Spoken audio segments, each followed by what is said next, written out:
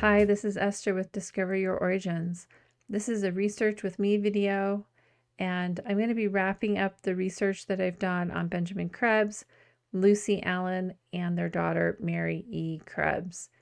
In my previous video, I had created a research plan to try to find more information about Benjamin Krebs and to see if I could find him in other records, specifically in the census in Oklahoma. In order to do that, I needed to know a little bit more about Oklahoma. So I went to the Family Search Research Wiki and I specifically focused on the census. The first thing to know is that Oklahoma was not admitted to the US until 1907. So the first official federal census is 1910. In 1900, the census is listed as Oklahoma Territory, but there's more to the story. So there's a link here to the lost censuses for Oklahoma, and there's a chart, and you can see there are no early census records really for Oklahoma. There's no census for 1880. The 1890 was lost, which would have been due to that fire at the Census Bureau, and most of the census was lost in that fire. And then the 1900 you can see is the Indian Territory or Oklahoma Territory. And then 1910 is the first official census where there's actual records. However, there are substitute records. So down here, you can see there's a bunch of other records. So there are a couple you could use as census substitutes. There's the Oklahoma and Indian Territory Indian Censuses and Rolls record collection, which is at Ancestry. And this one over here, U.S. Indian Census Rolls 1885 to 1940. I'm going to just look at this one on video. I've already got it open here. And we'll just take a look and see if Benjamin's in there.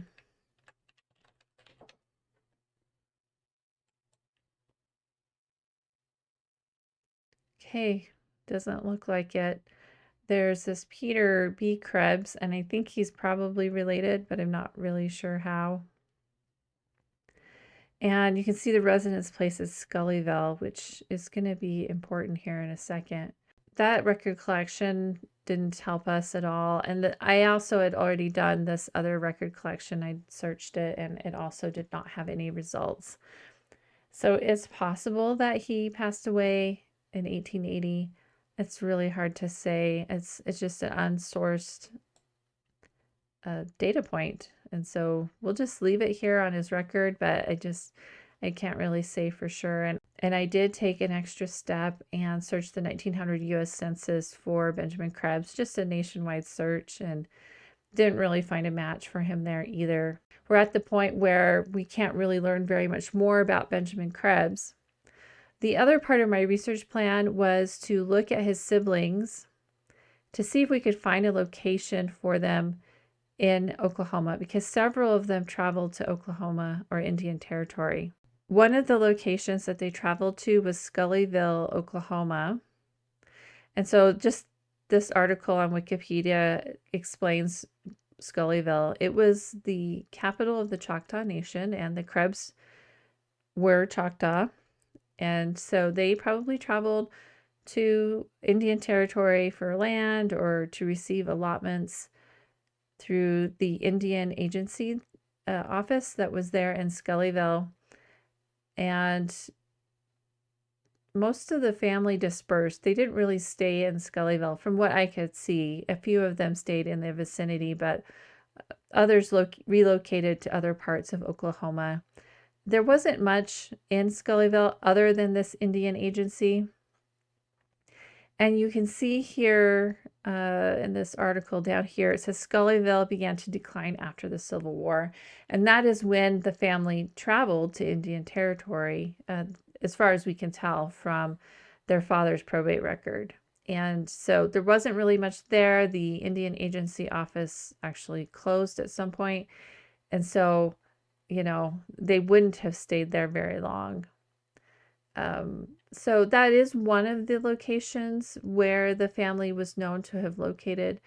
I did spend a little bit of time looking at some of the other siblings to see if I could identify some other locations where perhaps Benjamin was with them, but I'm kind of at the point where I can't do very much more research. I'm running out of record sources, and I could spend a lot more time on the Krebs and work their descendancy and see if I could find some other information through his siblings. But my main focus on this particular research is to look for descendants of Isaiah Allen. And so I'm just going to stay really focused and just leave this as it is for right now and move on.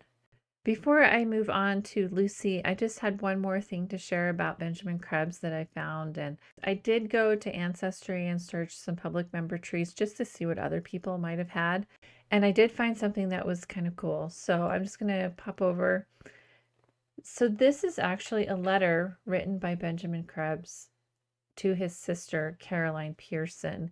Caroline had married James Pearson. You can see his signature up here on top.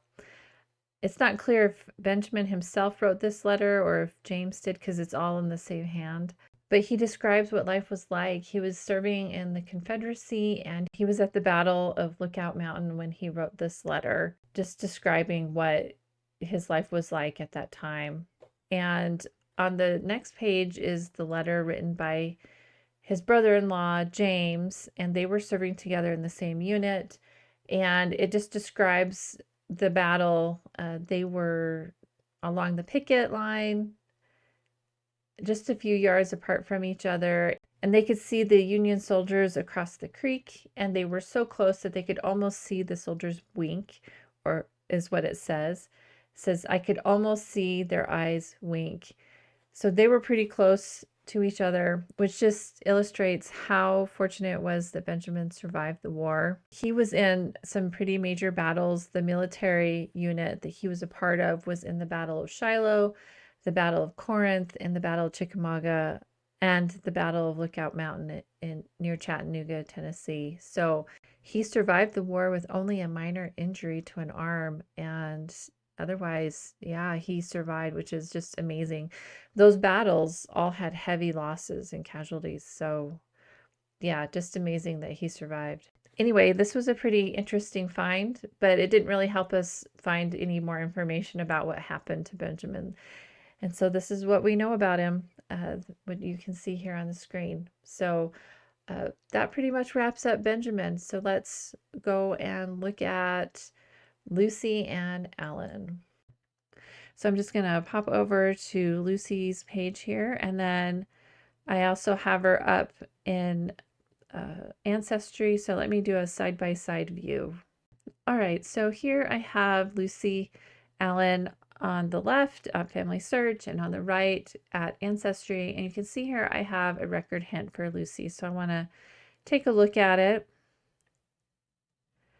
And this hint is a Find a Grave memorial, and it gives me a death date for Lucy Allen, and it's curious. So I want to go and take a little bit closer look at this, and so I've got it up here. So this Find a Grave memorial matches most everything that we know about Lucy except for the death date, and that comes from this marker. The death date, though, is after 1900, so she didn't really die in 1900 for sure. We can't really say for sure. And so we can't really update her profile on Family Search or Ancestry with the death date of 1900. We could say after 1900, which is probably accurate, but also not very specific. So if you're working on the same family and you have Lucy in your tree, I mean, it's up to you if you want to put after 1900. I may or may not, I haven't quite decided, but I will add this Find a Grave memorial record to her in Ancestry just so I don't lose it in the future. And it looks like I need to update her name here, so let me put her middle name. All right, so that pretty well wraps up what we know about Lucy. She was born about 1846 in South Carolina to Isaiah Spencer Allen and Elizabeth Jane Taylor, and grew up in Mississippi, where she married Benjamin Krebs and had a child. And we don't really know what happened to her after that, other than she stayed in her father's household, mostly using her maiden name, and was separated from Benjamin around 1873 or so. All right, so that leaves Mary Krebs, and I didn't capture this on video, but I did merge the duplicate that was here, Betty Krebs, and I updated Mary's name to Mary Krebs from Mary Allen, and I did add Mary Allen as an alternate name because she was recorded in the census as Mary Allen.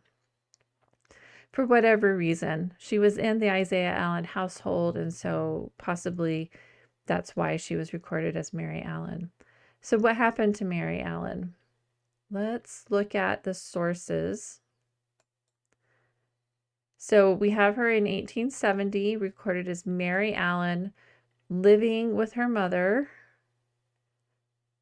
in her grandfather's household, Isaiah Allen. You can see here we've got Lucy, age 25, and then Mary, she's right here. She's 3 years old, and born about 1867.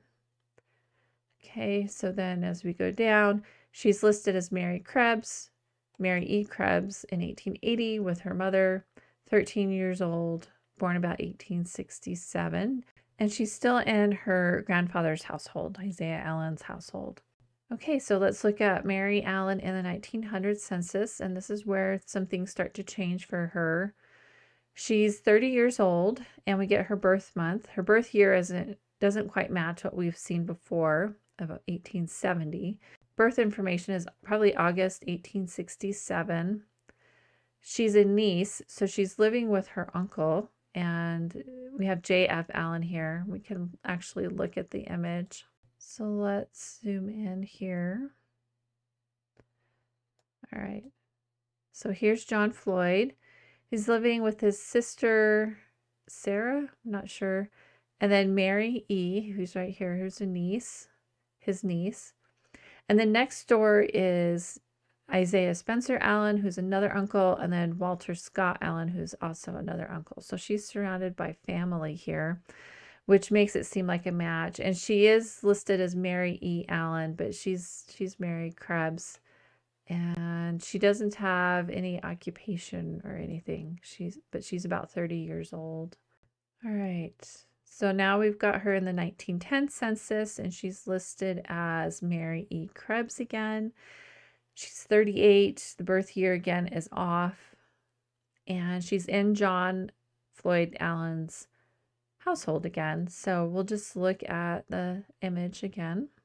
Okay, here we go. All right, so we've got John F. and we've got Isaiah. I think that's Isaiah. It's supposed to be Isaiah, but it was recorded wrong. Mary E. Krebs. And I don't know why Krebs is crossed out, but that is her name there. And she's a housekeeper to a private family. So she is working at this point. 38 years old. All right, and then the 1920 census. She's in here as well. She's about 50 years old, recorded as Mary Krebs. Okay, so there she is. She's highlighted with her uncle, John Floyd Allen again, and Isaiah Spencer Allen, I think. And that they're getting up there in age. You know, she's about 50. Her uncle's 62. And she's working as a servant again in a private household. So that's all the records we have for Mary in Family Search. But let's go look at her in Ancestry. And I've got 3 record hints for her. And I think the only one that's a little bit different is she is in the 1940 U.S. Census. And at this point, she's no longer living with her uncle, John Floyd.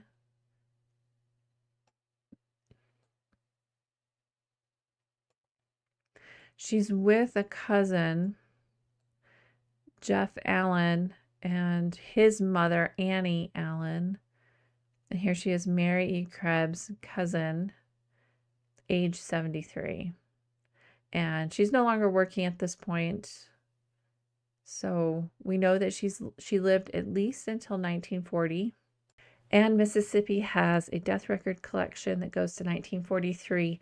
And I searched it and I didn't find her. So she may have died after 1943, but I don't know for sure. So uh, we'll just say that she died after 1940, so which is what I put here. We've got her birth information, so we know that she was born in August, so we'll just do August of 1867, and we'll save. So this is what we know about Mary Krebs. She was the daughter of Benjamin Krebs and Lucy Allen. She never married, and she died sometime after 1940. And she stayed close to the Allen side of the family. She never traveled to Indian Territory. She didn't ever fill out applications to be a part of the tribe. She probably could have. She just stayed with the Allens and she lived out her life in Winston County, Mississippi. So, unfortunately, we won't be able to use DNA to try to confirm her relationship to her father. She didn't marry or have children, as far as we know. So, we'll just have to use the records and indirect evidence for this relationship, which is okay. We have quite a bit here to suggest that it is a legitimate relationship. It would have been nice to be able to find more information out about her father, but we'll just leave it for now, and hopefully a person who is researching the Krebs family will be able to find a little bit more. I hope that was helpful to see this research process over the last 3 videos, and if you want more, you can go to my blog where I have in-depth articles that go into a little bit more detail. And if you like this content, be sure and subscribe. We'll see you next time.